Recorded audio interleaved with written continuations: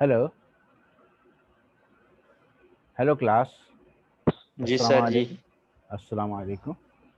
Okay, वालेकुम अस्सलाम। we are going to continue it from that one. Last जो हम कर रहे थे उसको करके फिर हम दोबारा से मोड ऑफ एक्शन पर आ रहे हैं, ठीक है ना। ये जो हम बात कर रहे थे enolic acid derivatives, and then we have got the miscellaneous compound, then selective COX 2 inhibitor, selective COX 2 inhibitor. इससे पहले हमने जो देखा नेबिमेट्रॉन और ये निस्मेलाइड। इसके बाद नेक्स्ट हमारे पास है COX 2 selective inhibitors. In COX2 selective inhibitor, the compounds are going to reduce the inflammation. Mainly, they are responsible for that one inhibition. यानी जिसको हम कह रहे हैं कि मेन जो इसका काम है सेलेक्टिवली वो क्या होगा, to inhibit inflammation. Selective COX 2 inhibitor. क्यों? क्योंकि हमने यहाँ पर कहा कॉक्स 2 सिलेक्टिवली इंड्यूस कर रहा है किस चीज़ को, इन्फ्लामेशन को। तो हम इन्फ्लामेशन कंट्रोल करने के लिए क्या कर रहे हैं, टू इनहिबिट द कॉक्स 2। ठीक है, it is also going to induce the fever और pain, but mainly highly induced by inflammation. At least 3 selective COX-2 inhibitors are available in the market. They are known as Coxibs, Celecoxibs, Roficoxibs, and Valdecoxib. But all of these compounds have got toxicities, maybe blood dyscrasias or other toxicities, even the hepatotoxicity. Among these 3 compounds, celecoxib is more, as compared to these, not safe, as compared to these, celecoxib is more safe as compared to these 2 compounds. They may be termed as diaryl derivatives. अब जब structure देखोगे तो समझ में आ जाएगा कि we have got 2 rings, aryl rings. That's why we are saying diaryl compounds. They are going to inhibit the COX-2. Yeah. We have differentiating the COX-2 and COX-1 receptor or enzyme, and these enzymes serve as a receptor. Selective COX-2 inhibitors used to bind with the COX-2. दोनों के अंदर difference main जो है, देखो अब 2 या 3 points यहाँ पर हैं। COX-1 में जो है we have got valine. ये जो enzymes हैं, enzymes are protein in nature and they have got different amino acids. In COX-1 we have got valine. In COX-2 we have got isoleucine. किस पोजीशन पर जो amino acids का sequence है उसके अंदर 523 पोजीशन जो है वहाँ पर COX-1 में वेलिन लगा हुआ है और COX-2 में आइसोल्यूसिन लगा हुआ। एक डिफरेंस तो ये है। The larger isoleucine residue near the active site restricts access by larger relatively rigid side chain substituents. ये जो था आइसोल्यूसिन जो कि COX-2 में मौजूद है, लाजमत वायलिन के मुकाबले में लार्जर मॉलिक्यूल है, लार्जर मॉलिक्यूल है। और लार्जर मॉलिक्यूल होने के नतीजे में what does it mean, we have got a larger active site, या हम ये कहते हैं कि उसकी जो एक्टिव साइट है it can accommodate a larger molecule जो हमारे पास ट्रक है, वो कंपाउंड जो है उसके अंदर जो लार्ज ग्रुप्स मौजूद हैं, that can be accommodated in the case of COX-2 receptor. COX-1 में नहीं होते। COX-2 के अंदर जो रेसेप्टर है उसके अंदर आइसोल्यूसिन मौजूद है, या जो एमाइनो एसिड की चेन है आइसोल्यूसिन मौजूद है।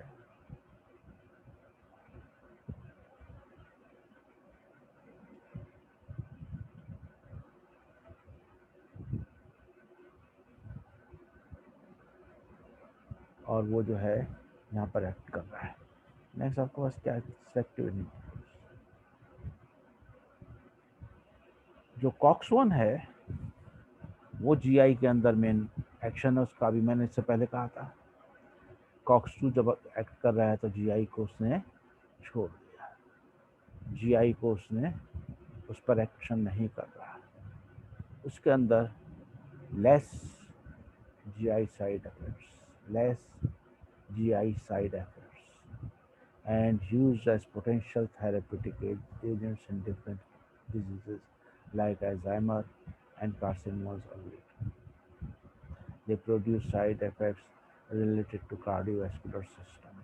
Maybe these are the toxic effects. यहाँ पर आप देख सकते हो कि we have got two ring. इन दो रिंग की वजह से हम इसको क्या कह रहे हैं, डायएराइल। डायएराइल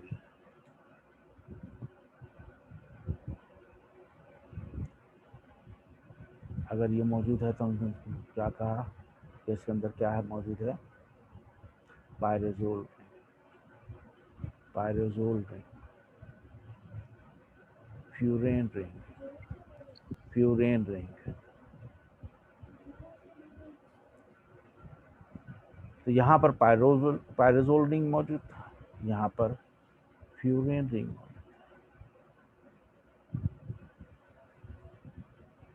Celecoxib is currently indicated. In this case, rofecoxib, selective COX inhibitor, it contains dihydrofuran, this one, furan, well absorbed from the GI tract on oral administration, indicated in osteoarthritis for management of acute pain in adults. Celecoxib B, rofecoxib B, valdecoxib B, all of them are selective COX-2 inhibitor, have got different heterocyclic ring, but all have got two aryl ring, that's why diaryl. और ये जो एक एक ring इसके अंदर different मौजूद है उसकी वजह से we have got different types of the compounds,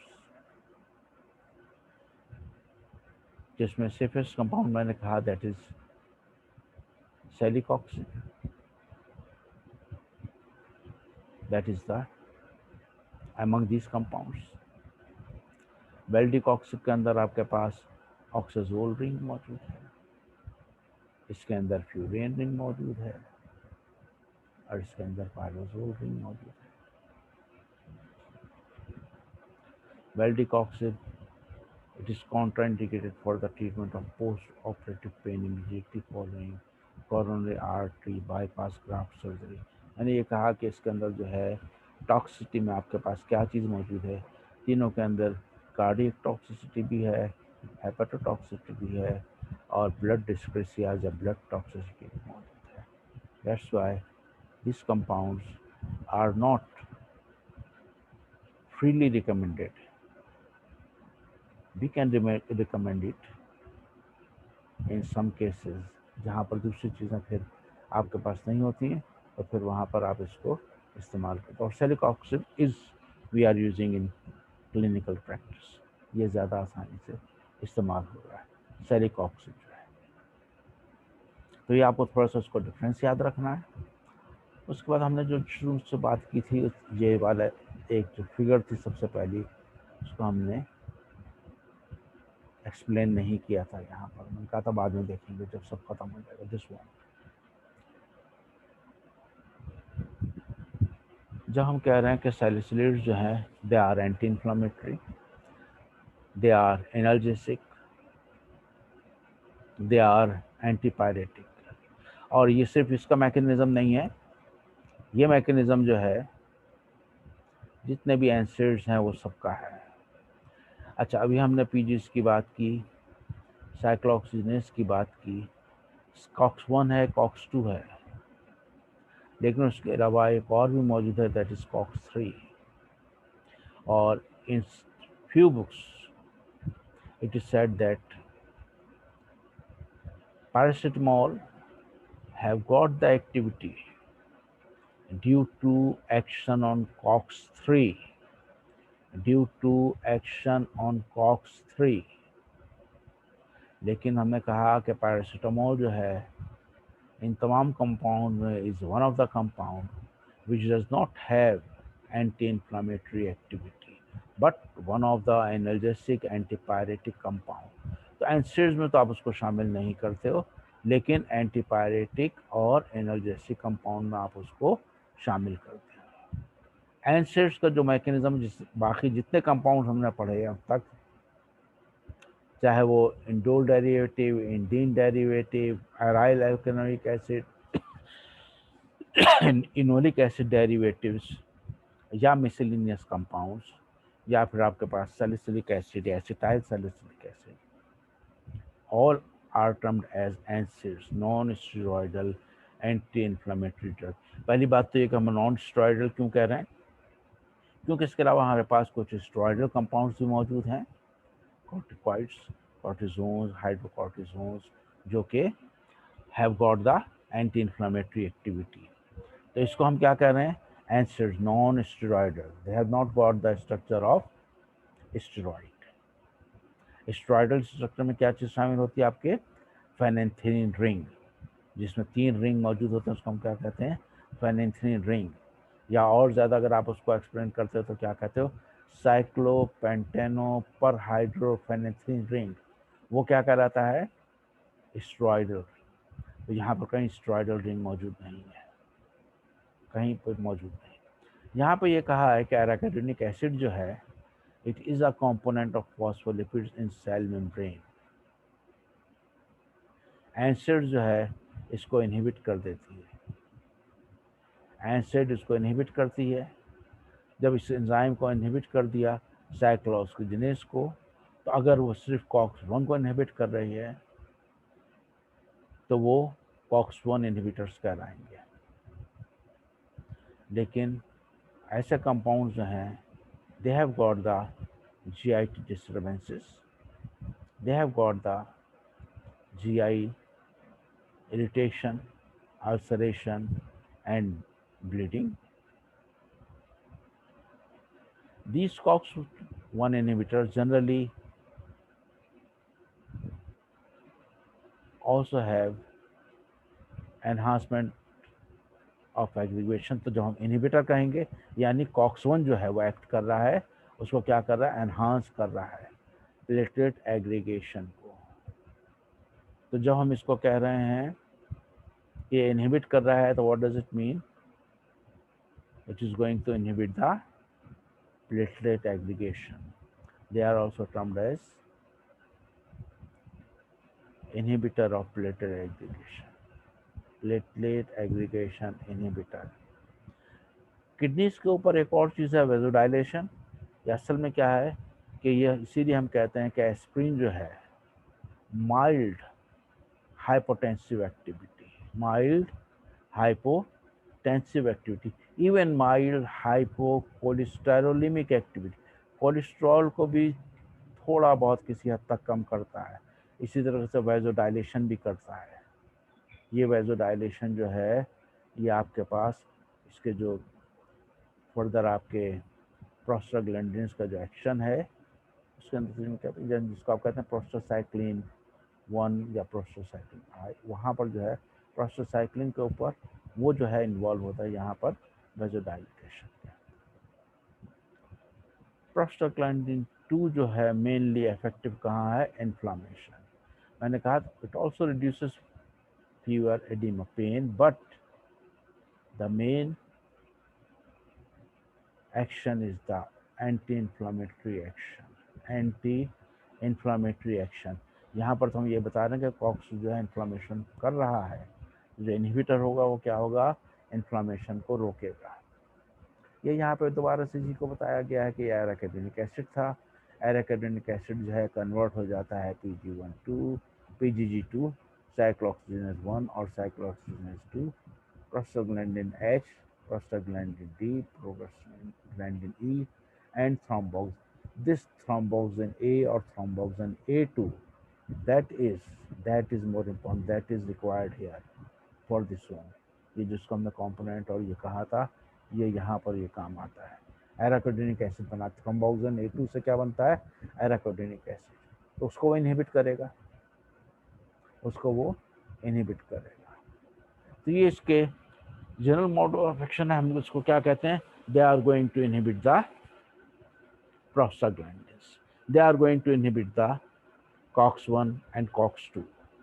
Now we have got mixed COX inhibitors like acetyl salicylic acid, or we have got selective COX-2 inhibitor like meloxicam and other diaryl compounds, celecoxib, rofecoxib, selective COX-2 inhibitors, or selective COX-1 inhibitor such as piroxicam.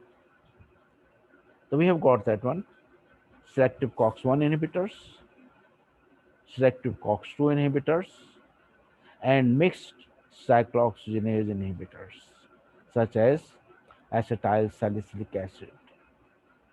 That's why we are saying that acetyl salicylic acid have got the different activities like anti-inflammatory, antipyretic, analgesic, and with them they also have got anti-platelet aggregating activity. They are the inhibitors of platelet aggregation. Generally we are not quoting this one क्योंकि अभी इसको बहुत ज़्यादा effect नहीं है, जो अभी तक जो रिसर्च है उसके अंदर बहुत ज़्यादा आपके पास उसका सिग्निफिकेंट वेजोडाइलेशन या हाइपोकोलेस्टेरोलिमिक इफेक्ट नहीं है, इससे जनरली हम उसको मेंशन नहीं करते हैं। लेकिन हम ये कहते हैं कि क्योंकि ये किडनी पे कर रहा है और इस लेवल पर कर रहा है तो वेजोडाइलेशन किसी हद तक है, यानी कुछ पेपर्स में आपको मिलता है, लेकिन जनरली हम उसको यहाँ पे क्योंकि सिग्निफिकेंट इफेक्ट नहीं है तो यहाँ पर हम उसको सिग्निफिकेंट में सिर्फ एनाल्जेसिक, एंटीपायरेटिक, एंटी इन्फ्लामेटरी और एंटी प्लेटलेट एग्रीगेटिंग इनहिबिटर्स के तौर पे कहते हैं, या जिसको मैंने रिमेटॉइड आर्थराइटिस में कहा था, वो मैंने कहा था कि we have got in some books कि वो जॉइंट के ऊपर जो है साइनोवियल फ्लूइड के साथ मिलकर एक जेल लाइक सब्सटेंस बना देता है जो एक मेम्ब्रेन या बैरियर के तौर पर काम करता है फॉर माइक्रोऑर्गेनिजम्स। मेन टॉक्सिसिटी किसकी वजह से है, दिस वन। ये जो है ये इनहिबिट कर रहे हैं गैस्ट्रिक सिक्रीशन को, प्रोस्टाग्लैंडिन। जब हमने इसको इनहिबिट कर दिया तो क्या मतलब हुआ कि अब गैस्ट्रिक सिक्रीशन जो है वो बढ़ गई। जब वो गैस्ट्रिक सिक्रीशन बढ़ गई तो it is going to affect the GIT tract, जिसको हम कहते हैं कि जीआईटी इरिटेशन पहला स्टेप, अगर कंट्रोल ना हो तो GIT ulceration, and further in progressive order GI bleeding is there. So these are the main toxic effect। अगर आप और आप इसको थोड़ा सा देखना चाहो तो हम कहते हैं सैलिसिलिक एसिड और ये कहाँ इन्वॉल्व है कि ये जो आपके ऑक्सीडेटिव फॉस्फोराइलेशन है इसके अंदर अनकपलिंग ऑफ ऑक्सीडेटिव फॉस्फोराइलेशन करते हैं, अनकपलिंग ऑफ फॉस्फोराइलेशन करते हैं। तो ये जितने भी कंपाउंड्स हैं salicylates, पैरामिनोफिनाइल, zolone and pyrazolidine, anthranilic acid, enolic acid, aryl alkanoic acid जिसमें aryl alkanoic में indole acetic, indane acetic, pyrrole acetic, vinyl acetic, oxychems या enolic acids derivatives such as pyroxychem, meloxychem, tanoxychem, miscellaneous में ये जो आपके पास आ गए, miscellaneous में जो आपके पास आ गए न्यूस्लाइड नेब्यूमेटोन और सिलेक्टिव कॉक्स 2 में सेरिकॉक्सिब, रोफिकॉक्सिब और वेल्डिकॉक्सिब। ऑल यहाँ तक के जो कंपाउंड उनको आप क्या कहते हो, जो कॉक्स 1 इनहिबिटर। पहली बात है कि सब क्या कहलाएंगे, एंसिड्स कहलाएंगे, एंसिड्स कहलाएंगे, सब जो है एंसिड्स कहलाएंगे। और एंसिड्स में कॉक्स 1 और कॉक्स 2 यहाँ तक जो है मेनली कॉक्स 1 है, एसिटाइल सैलिसिलिक एसिड को छोड़कर जो मिक्स्ड है। पायरोक्सिकैम में piroxicam COX 1 inhibitor, meloxicam COX 2 inhibitor, tenoxicam again the COX 1। Miscellaneous में दे आर कॉक्स 2 इनहिबिटर्स, लेकिन ये कंपाउंड यूएस में मैंने कहा कि एफडीए ने बैन किया हुआ है, प्रोहिबिट किया हुआ है। नेब्यूमेटॉन इज अवेलेबल। इसका खास बात है, इसको हम क्या कहते हैं कि नेब्यूमेटॉन इज अ प्रोड्रग जिसके अंदर एसिडिक ग्रुप जो है वो बाद में आफ्टर मेटाबॉलिज्म जो है वो जनरेट होता है। सिलेक्टिव कॉक्स इनहिबिटर्स में डायराइल डेरिवेटिव्स जिसके अंदर यहाँ पे पायरोल आ गया, पायरेजोल आ गया ग्रुप 5 मेंबर, यहाँ पर फ्यूरियन आ गया।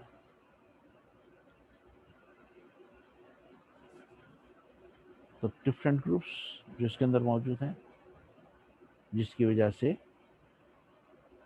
We have got different compounds. ये तो एक अलग सी चीज़ दी है कि यही कंपाउंड जिसको आप यूज़ कर रहे हो, एक सल्फीन पायरेजोन जो कि आपने शामिल किया था, कहाँ से आया था, ये फिनाइल ब्यूटाजोन का मेटाबोलाइट है।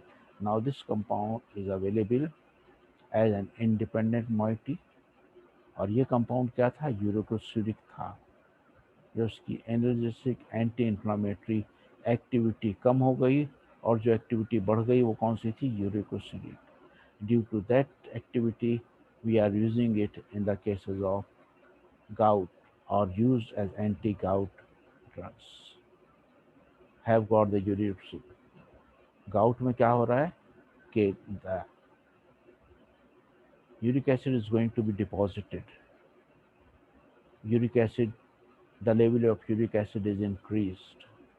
तो जब सल्फीन पायरेजोन या ये एलोपेरोनॉल और कॉल्चिसिन इस्तेमाल करते हैं, लाजमी तो ये कंपाउंड आप पढ़ नहीं रहो, सिर्फ आपने ये पढ़ा है सल्फीन पायरेजोन। जब इस्तेमाल करते हैं, they are going to increase the excretion of uric acid in the urine, और जब वो एक्सक्रीट आउट हो जाएंगे तो लाजिम है तो उसका लेवल कम हो जाएगा। That's why it is termed as anti gout और used in the gouty conditions. तो जो आर्थराइटिस, ऑस्टियोआर्थराइटिस या हम रूमेटॉइड आर्थराइटिस कहते हैं, उसके साथ साथ गाउट जो कंडीशंस हैं उसके अंदर भी we are using those compounds like सल्फीन पायरेजोन।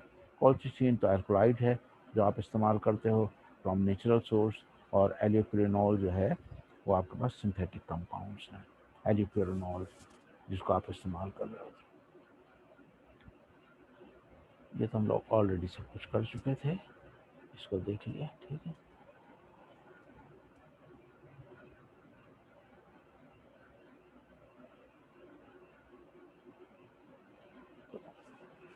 We have completed these ones, यानी एनाल्जेसिक, एंटीपायरेटिक जो है वो हमने almost we have gone through them. There have तमाम जितने भी हमारे पास मौजूद थे, और ख़ास तौर पर कोर्स आउटलाइन के मुताबिक। अच्छा, कोर्स आउटलाइन पता नहीं आपके पास है या नहीं, मैं अभी उसको सेंड कर दूंगा इंशाल्लाह, या अगर बाद में आपको मिल जाएगा तो उसके अंदर आपको पूरी कोर्स आउटलाइन मिल जाएगी कि हमारे पास क्या क्या चीज़ें शामिल हैं। यानी जैसा भी मैंने कहा कि इसके बाद जो है हमारे पास नेक्स्ट जो टॉपिक होगा वो लोकल एनेस्थेटिक होगा। नेक्स्ट जो हम शुरू करेंगे वो लोकल एनेस्थेटिक से शुरू करेंगे। तो पहली बात तो ये कि अगर इसमें यहाँ पहले किसी को भी कोई क्वेश्चन है, कोई डिफ़िकल्टी है, तो वो पूछ ले ताकि मैं उसको एक्सप्लेन कर सकूं। अभी अगर उसको कोई प्रॉब्लम है, मे बी पॉसिबल कि अभी उसकी रिमूव हो जाए, और अगर अभी नहीं भी होगी तो इंतज़ार करना, नेक्स्ट उसमें इंशाल्लाह आपको ये चीज़ें तमाम मिल जाएंगी। लेकिन बहरहाल पहले बताओ सवालत, if you have got the questions, जब वो क्वेश्चंस का बताओगे तो उसके हिसाब से फिर आपको पता चल जाएगा कि नेक्स्ट हम क्या कर सकते हैं। पहले उसको एक्सप्लेन कर लें, फिर उसके बाद आगे जाएंगे। हाँ बेटा, अगर कोई सवाल है तो बताओ। Any question?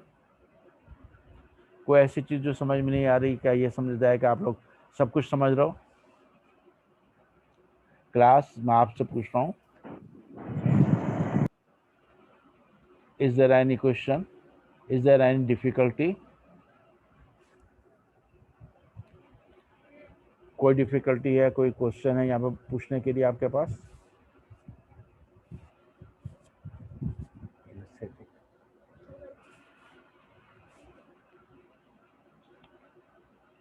इससे मैं समझूं कि आप लोगों ने इसको सब समझ लिया, आपको कुछ नहीं पूछना।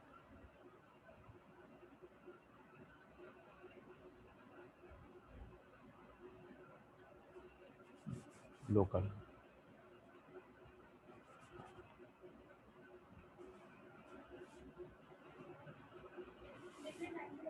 ठीक है। अगर आपको कुछ नहीं पूछना है, अरे बेटा बात सुनो, बंद हो चुका है। स्टॉप शेयर है। हेलो बेटा, आवाज आ रही है नहीं आ रही? बेटा आवाज आ रही है नहीं? क्लास आ रही है सर, आ रही है। अच्छा अच्छा आ रही है, ठीक है। तो अब आप, इसका मतलब आप लोगों को उसमें कोई क्वेश्चन नहीं पूछना है। ये हम टॉपिक फर्दर उसमें जो है नेक्स्ट, यानी कल से जो है हम इसको शुरू करेंगे मेन।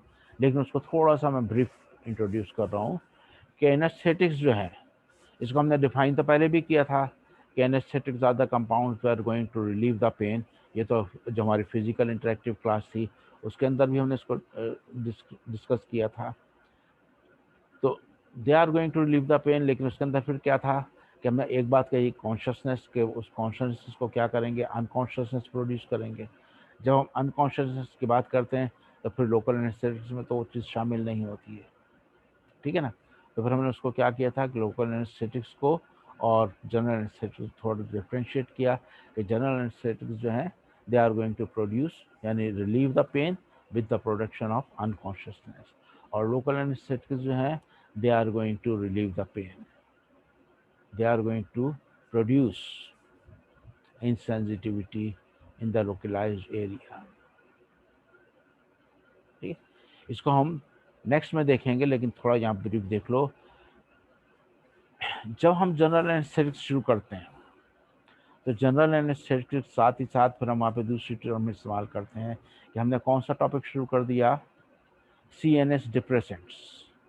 CNS डिप्रेसेंट्स, हम ये कहते हैं कि हमने वहाँ पर CNS डिप्रेसेंट जो है वो शुरू कर दिए। तो CNS डिप्रेसेंट में पहले क्या आ जाएगा, जनरल एनेस्थेटिक्स, और फिर जनरल एनेस्थेटिक्स के बाद we have got sedative hypnotic compounds in our course. जो हमारी कोर्स आउटलाइन है उसके अंदर नेक्स्ट जो है फिर उसके जनरल एनेस्थेटिक के बाद सीडेटिव हिप्नोटिक हैं। ये तमाम किस में शामिल हो जाएंगे, CNS डिप्रेसेंट में। एनेस्थेटिक्स में लोकल और जनरल दोनों शामिल हैं, तो जनरल वहाँ पे शामिल हो गए, लेकिन यहाँ पर हमारे पास क्या चीज़ बच गई, लोकल। तो local anaesthetics are the compounds which relieve the pain in localized area and produce insensitivity in the localized area। ठीक है, असल में क्या कर रहे हैं, जब हम मोड ऑफ एक्शन देखें तो जिसको हमने कहा था एनर्जेसिक्स, एनर्जेसिक्स जो है वो भी पेन का थ्रेशोल्ड बढ़ा रहे हैं, लेकिन वो कहाँ पर इनहिबिट कर रहे हैं, perception and integration of the pain। Analgesic compounds are going to inhibit आपके सेंट्रली एक्टिंग के अलावा बाकी जो कंपाउंड्स हैं, यानी नार्कोटिक नहीं, नॉन नार्कोटिक की बात कर रहे हैं, they are going to increase the pain threshold. और वो कहाँ पर काम कर रहे हैं? जो परसेप्शन और इंटीग्रेशन है। What does it mean? Message जो है वो पहुंच गया सेंटर तक, लेकिन उसको परसेप्शन और इंटीग्रेशन नहीं हो रहा, और उस परसेप्शन इंटीग्रेशन ना होने के नतीजे में the pain threshold is going to be increase. यानी pain is there but we can not feel it, we can not percept it, we can not integrate it. Pain तो सब में, तीनों में मौजूद है, लेकिन वहां पर क्या हो रहा था कि पेन जो है उसकी जो नर्व के जरिए आप मैसेज भेजते हो वो मैसेज चला गया, लेकिन सीएनएस में पहुंचने के बाद वहां पर परसेप्शन और इंटीग्रेशन जो है वो नहीं हो रही एनाल्जेसिक। और जो लोकल एनेस्थेटिक्स हैं, they are also have got that property, that is energetic। लेकिन यहाँ पर क्या हो रहा है? They are going to inhibit the conduction of the impulse. वो जो पेन इम्पल्स है उसको कंडक्ट ही नहीं होने देंगे, उसको पहुंचने ही नहीं देंगे। तो that is the difference between the local anaesthetics and the energetics in the mode of action. के local anaesthetics, they are going to inhibit the conduction of the pain impulse। जो पेन इम्पल्स है उसको वो पहुंचने ही नहीं देंगे। और ये इनसेंसिटिविटी एक लोकलाइज्ड एरिया में क्यों कर रहा है? They are going to inhibit the conduction. अब वो कंडक्शन जिस नर्व को, जो नर्व जितने एरिया में सर्व कर रहा है, वो पूरा एरिया जो है वो इनसेंसिटिव हो जाएगा। May be a tip of the finger, maybe a whole finger, maybe a complete hand, or maybe with the arm, or maybe one side। जितना भी जहाँ जहाँ वो नर्व सप्लाई हो रही है, जहाँ तक उसके मैसेज पहुँच रहे हैं, वो उस नर्व को वहाँ से कंडक्शन उसका रोक देगा पेन का। तो यहाँ पर हमने क्या कहा? Inhibit the conduction of the pain impulse. Pain impulse को ही नहीं पहुँचने दे रहा है। वहाँ पर पेन इम्पल्स पहुँच गई एनाल्जेसिक में, और लेकिन वहाँ पर उसकी इंटीग्रेशन या परसेप्शन नहीं हो रही, परसेप्शन इंटीग्रेशन रुक गई, यहाँ पर पहुँची ही नहीं, उससे पहले ही उसने रोक दिया। और इसी वजह से हम उसको कहते हैं, क्योंकि ये सेंट्रल नर्वस सिस्टम पर डायरेक्टली जाके एक्ट नहीं कर रहा, तो अनकॉन्शियसनेस नहीं है, बल्कि वो क्या कर रहा है? जो नर्व का कंडक्शन है पेन इम्पल्स का, यहाँ पर उसको वो रोक रहा है। Inhibit the conduction of the nerve impulse, inhibit the conduction of the nerve. ये तो दूसरी चीज़ें दी हुई हैं, मेन बस यहाँ पर मेन चीज़ें दी है। They are going to inhibit the conduction of the nerve impulse. ठीक, इसको इंशाल्लाह फिर जहाँ यहीं से आगे शुरू करेंगे कल। मेरा ख्याल है टाइम शायद ख़त्म हो गया, मुझे समझ में नहीं आ रहा। टाइम यहाँ पर आपके पास ख़त्म हो गया है, तो इंशाल्लाह वी आर गोइंग टू कल पहले हम इसको शुरू करेंगे, और फिर फ्राइडे को जो है आपके पास जो क्लास होगी उसको हम इंटरैक्टिव सेशन नहीं होगा, बल्कि आपके पास ये पीपीटी मौजूद होंगे। फिर नेक्स्ट जो क्लास होगी अब तो ईद के बाद ही, यानी कल और परसों तो होगी, थर्सडे को, तो कल तो सॉरी आपकी क्लास शायद कल नहीं है, ठीक है, कल आपकी क्लास नहीं है, आपकी क्लास परसों होगी ना, तो थर्सडे को होगा इंशाल्लाह, इंटरैक्टिव सेशन होगा, और इसके बाद फिर फ्राइडे को आपके पास रिकॉर्डेड सेशन, ठीक है, और इसके बाद फिर करेंगे इंशाल्लाह, ठीक है। थैंक यू वेरी मच बेटा। अगर कोई सवाल अभी भी है तो you are most cordially invited for that one, ठीक है बेटा, इंशाल्लाह। Thank you very much.